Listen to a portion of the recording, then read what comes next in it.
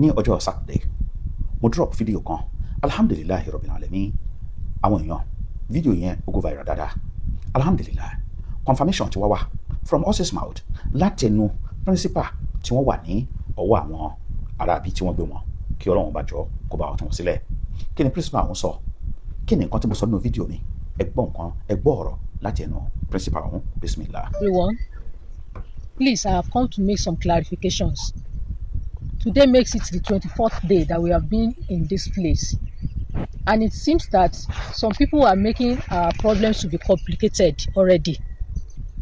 We were shown some print media where it was stated that these people that abducted us requested for release of some people.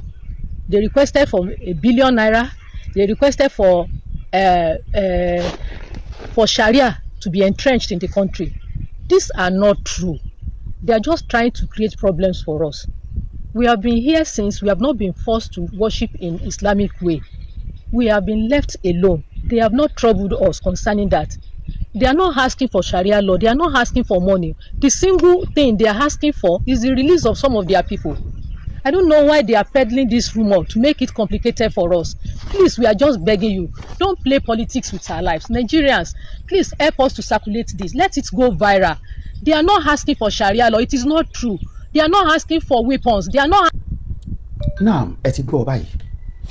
Alhamdulillah.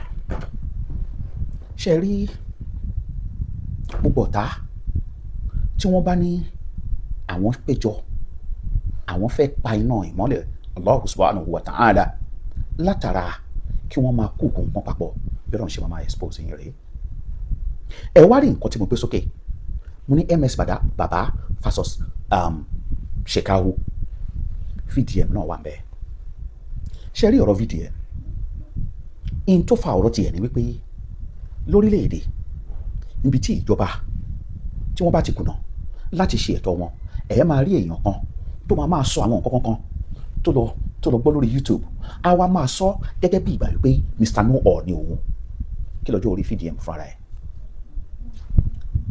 Element of truth lè wà nínú àwọn nǹkan tó ń sọ ṣùgbọ́n but kí èèyàn wá máa sọ kó wá máa sọ pé demand tí wọ́n make ní Ọ̀yọ́ wípé lára àwọn nǹkan tí wọ́n fẹ́ ṣe nìyẹn ṣe ti rí bí èèyàn ṣe máa expose ṣe rí àwọn ará àbí tó bá pera wọn ní activists bí wọ́n ṣe padà máa ń jábọ̀ rèé because findings wọn máa ń base lórí fake report àti wípé nǹkan tí àwọn èèyàn bá ń sọ emotions based on emotions lásán òun ni wọ́n máa ń sọ̀rọ̀ ṣe ti rí ń sìn ẹ̀yin tí ẹ máa ń wò wípé Mr. No Or ni ìyẹn ẹ̀kan lẹ́gbẹ̀ẹ́bẹ̀ yẹn ẹlẹ́ẹ̀kejì òun náà ni pé MS bàbá tí mo sọ pé fasos Sheikh òun ló gba ìjọba lọ́wọ́ Muhammad Yusuf nígbà tí wọ́n bá ẹ lọ wo Muhammad Yusuf nígbà tí ó bẹ̀rẹ̀ movement yẹn tó ń pè ní alusunna jama'atu alusunna li da'wati wal jihad òun ni wọ́n pè movement wọn nígbà náà ẹ lọ wo fídíò Muhammad Yusuf kó tó di wípé àwọn ministry arrest ẹ wọ́n mú lọ́wọ́ ọlọ́pàá lọ́wọ́ kí àwọn ọlọ́pàá kó tó pa àbí kó tó kú sọ́gbà ọlọ́pàá allegedly.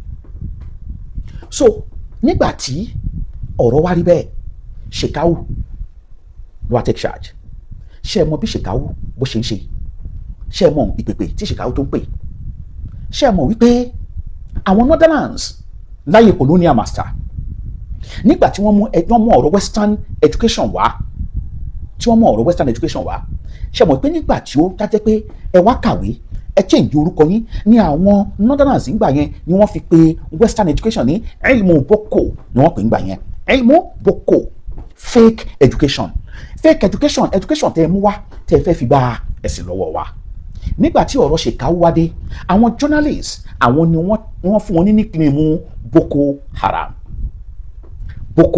àwọn ni wọ́n fún wọn ní nickname yẹn so Boko Haram yẹn òun ni wọ́n sọ títí dè ní àwọn náà ní ọ̀tọ̀ lẹ́ni tó bẹ̀rẹ̀ ṣé ẹ mọ̀ wípé ọ̀rọ̀ Yorùbá bí tí mo lọ nìyẹn o Yorùbá nation òun ni wọ́n bẹ̀rẹ̀ àwọn tó gbé kárí emeritus professor Banji Akinloye àwọn ni wọ́n gbé kárí nígbà tí àwọn tí wọ́n ṣe rally wípé àwọn fẹ́ Yorùbá nation ǹjẹ́ wọ́n ever sọ pé no to Islam say no to Islam pé Islam ẹ̀sìn apààyàn wọn ò wí bẹ́ẹ̀ ó ṣe máa ń ṣẹlẹ̀ rèé. ṣe rí nígbà tí Sheikh Uways tó bẹ̀rẹ̀ movement títí ẹ̀ wọn ò ní weapon tó yẹn. Amẹ́ríkà dẹ̀rẹ̀ nǹkan tí Amẹ́ríkà máa ń lò òun náà ni pé màá lò yín against ara yín láti lè jẹ́ pé kí èmi lè ṣe iṣẹ́ ibi tí mo fẹ́ ṣe nínú ìlú yín. nǹkan tí Amẹ́ríkà máa ń ṣe nìyẹn. Amẹ́ríkà ti wá rí pé àwọn ènìyàn ti ní movement, ìjọba ti against wọn, kí la fẹ́ ṣe à ń láti kó ìkún wọn. Amẹ́ríkà kọ́ ló dá ìjọ yẹn sílẹ̀, Amẹ́ríkà ló fún wọn ní agbára. ẹ lọ wo nǹkan tí wọ́n sọ ní Congress wọn. ṣe wá rí tá a bá jókòó nítorí pé movement ti Sheikh Uways nígbà yẹn náà ni movement ti MS Baba. ẹ lọ wo fídíò tó ṣe nígbà tí wọ́n sọ wípé wọ́n demand fún sharia ní Ọ̀yọ́ state. tí ẹ̀yin ìjọba tí ẹ bá dákẹ́ ní tí mo fẹ́ sọ fún yín rèé o tí ẹ bá dákẹ́ ẹ lọ wo fídíò tó ṣe ó lè lọ bring fídíò yẹn down, we have the evidence àní lọ́wọ́. so tẹ́ ẹ bá dákẹ́ wàláhì mo fi títóbi Ọlọ́run ọba mo fi búra. ṣé ẹni gbogbo ẹ̀yin politician yìí ẹ̀ ní pé máa kú ní kọ̀ọ̀kan kí ló máa pa yín. òun náà ní pé ẹ ò lè stand ebi, ẹ ò lè stand hardship, ẹ ò lè stand nǹkan tó bá wà rigorous.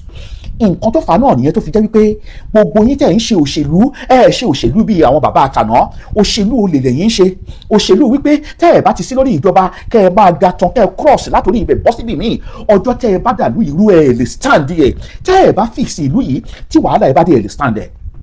Allah subhanahu wa ta'ala ó sọ fún wa nínú al-Qur'an nínú Surat al-Anfal kí lọ́nà ọba sọ Surat al-Anfal Quran 8 verse 25 Ọlọ́run bá ní wattaqu fitnatan, ẹ páyà fìtínà kan, ẹ páyà wàhálà kan tẹ́ ẹ bá dálẹ̀ la tusibanna alladhina zalamu minkum khassa. tí wàhálà yẹn bá dé MS Baba UK lójókòó sí o. ẹ wo nǹkan tó ń sọ nípa Islam o, VDM náà emphasize ẹ wípé sharia tí wọ́n béèrè ní Ọ̀yọ́ yẹn wípé tòótọ́ ni. ẹ wo nǹkan tí wọ́n dálẹ̀ o. tí wọ́n bá dá ìjà ẹ̀sìn sílẹ̀, ẹ̀yin tẹ́ ẹ wà lórí àpèrè ìjọba tẹ́ ẹ bá tètè pa ẹ̀ka àrókò yẹn sì yín yóò padà di wàhálà tí Sheikh Uways tó dálẹ̀ táwọn ọmọ títí dè ní o. ìyẹn ni mò ń sọ o, ìyẹn là ń kígbe o. bí èèyàn kan tó bá láyà lórílẹ̀‐èdè tá a wà yìí fake news nǹkan tí ò jẹ́ ní o, Ọ̀yọ́ state government ò bọ́ síta láti confam pé nǹkan táwọn ará bíi ìbéèrè yẹn ẹ̀yin bẹ̀rẹ̀ sí spread ẹ̀ ń ṣe fídíò ẹ̀ fi sọ pé àwọn mùsùlùmí náà wà behind it. ìjọba ṣe é rí à ń sọ o, Nàìjíríà ń jẹ́ Nàìjíríà lẹ́yìn fi ń wà lórí ibẹ̀ yẹn o. tẹ́ ẹ bá jẹ́ kí Nàìjíríà six láti máa ní Nàìjíríà mọ́ ẹ̀yin lè máa jẹ̀yà ẹ̀jọ̀. subhana rabbika rabbil izzati amma yasifun wassalamu ala al-mursalin alhamdulillahi rabbil alamin.